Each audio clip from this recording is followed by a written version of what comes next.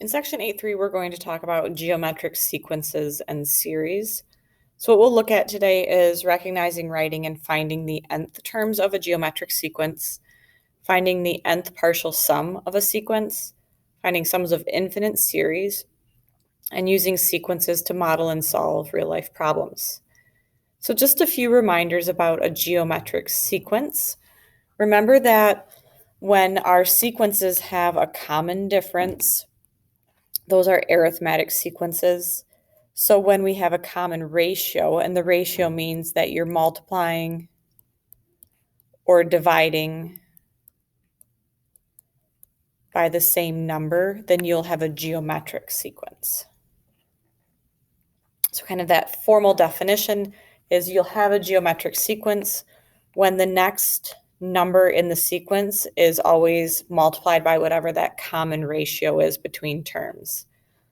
So just a few examples of what a geometric sequence would be is if you're given an explicit formula 2 to the n, and if you were to find the term number, so 2 to the 1 would be 2, 2 to the 2 would be 4, 2 to the 3 would be 8, 2 to the 4 would be 16.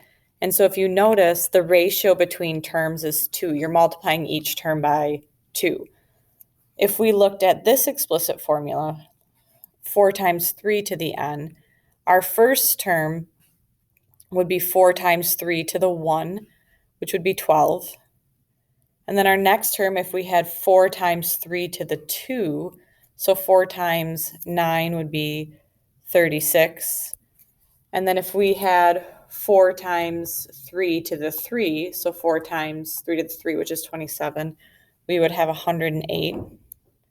Right? And it would keep going. And if you notice, every term you're multiplying by 3 to get the next term. So that common ratio would be 3.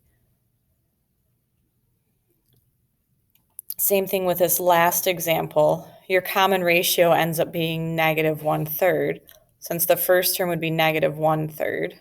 The second term would be negative 1/3 squared, which would be 1/9. The third term would be negative 1/3 cubed, which would be negative 1/27. And we'd keep going. So every term you would multiply by negative 1/3 to get that next term. So your explicit formula for your geometric sequence is that you take your first term and then multiply it by the ratio raised to the n minus 1. So let's practice writing some explicit formulas. So we're going to find the 15th term of the geometric sequence, whose first term is 3 and whose common ratio is 4. So if we first write our explicit formula, we take our first term times the ratio to the n minus 1, which means if we want to find the 15th term, we're going to say 3 times 4 to the 15 minus 1. And so if you calculate 3 times 4 to the 14th, we get that the 15th term would be 63, 68. So do we have 805,306,368. So for the next example, find the formula for the nth term. So we have to write the equation. Notice that your first term is 5. And if we look for the ratio, 5 times 3 is 15, 15 times 3 is 45. So our ratio is 3. So our formula would be a sub n equals the first term times the ratio to the n minus 1. And then the second part of the question wants to know what the 9th term is. So we would have 5 times 3 to the 9 minus 1, which would give us 32,805.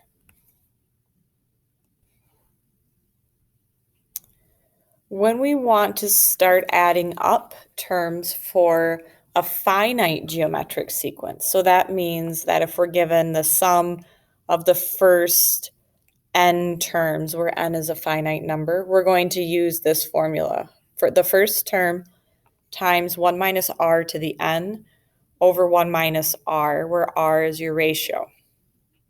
So if we look at this example, This right here is telling us to find the first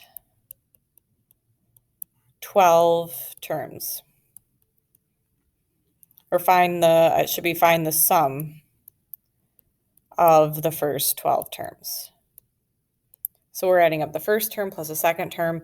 So we're going to use our formula we have for that, which, remember, the sum formula for our first 12 terms will be your a sub 1 times 1 minus r to the n over 1 minus r. Okay, and our formula that they gave us for our equation is 4 times 0.3 to the n. So that's our formula. So to find the first term, to plug into our summation formula, we have to do 4 times 0.3 to the 1. And if you do 4 times 0.3, you get 1.2. So our first term is 1.2.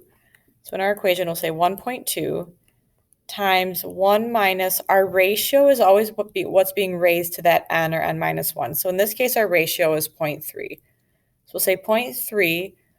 This n is how many terms we have to add. So since we're adding 12 terms, we'll say 3 to the 12 over 1 minus 0.3. And so if you type that into your calculator, you get about 1.714 as your answer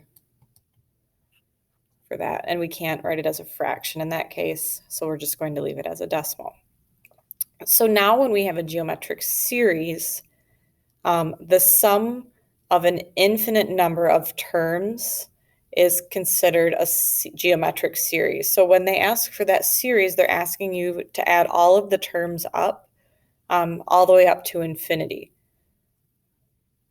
So if in this case, what we're going to use for that is, you would notice that you were given this summation notation, but that top number up there is infinity. And so if that top number is infinity, then the way that we can get the sum is take the first term and divide it by 1 minus the ratio. So if we look at this first equation here and we want to find the sum, and we notice it's going to infinity, so that means that we're using the formula a sub 1 over 1 minus r. We have to find the first term, but here notice that they're telling you that we're starting at 0. So our first term in this case is really just our a sub 0 term. And so for our equation, if we plug in a 0.6 to the 0, we find out that our first term is 4. And our ratio, again, is still what's being raised to the n, so our ratio is 0.6. So if we used our sum formula, we would say the first term over 1 minus 0.6. So if we type in 4 divided by 1 minus 0.6, we get that the sum is 10.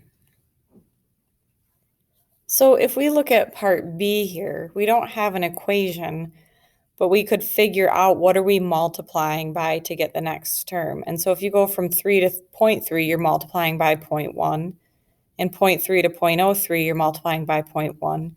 So we find out that our ratio is 0.1, and our first term is 3. And we're going, the dot, dot, dot means we're going all the way out to the infinite term.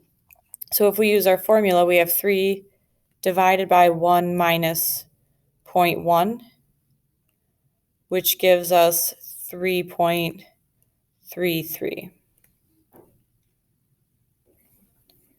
Or if we wanted to write it exact, and we used our fraction button on our calculator, we would see that that's 10/3. So the last one, for example 8, it says a deposit of $50 is made on the first day of each month in an account that pays 3% compounded monthly. What is the balance at the end of 2 years? It says this type of savings plan is called an increased annuity. So we have to still remember our formulas for our compound interest, which is that you have your amount times your principal, or equals your principal, times 1 plus r over n, raised to the n times t, because we're going to have to use that equation to help us figure out what the balance is after each month. And so what we're going to do is think about the balances after each month. So if we look at the first amount that we put in, so after that first month, you put in $50 at an interest rate of 3%. And so over the course of 2 years, it's going to accrue interest every month. So n is monthly. So we have monthly means 12 months a year. And so n is 12, and then the time is for 2 years. And so if we calculate that value, we find out that after 2 years, that initial amount that was invested will be $53.09.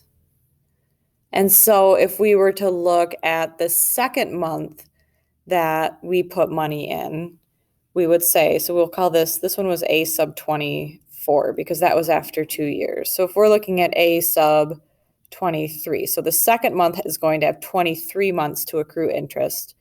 So that would be $50 and 1 plus 0.03 over 12.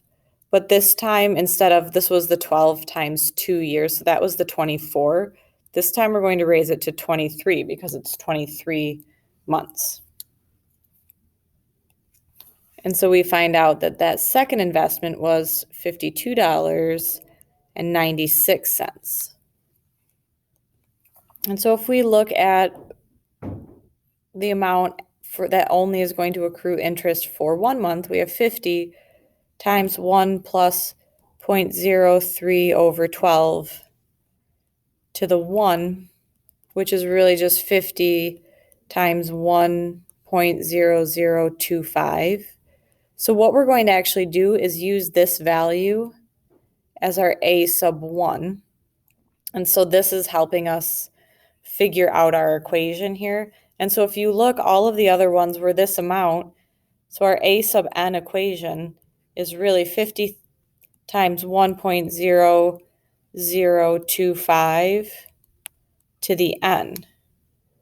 And so if we use our sum to find the balance after 24 months, we'll use our A sub 1, which is our 50 times 1.0025 times 1 minus the ratio. Well, our ratio is that 1.0025 to the 24. That's how many? Divided by 1 minus 1.0025. And so when you go through and you calculate that whole amount, you end up with $1,238.23.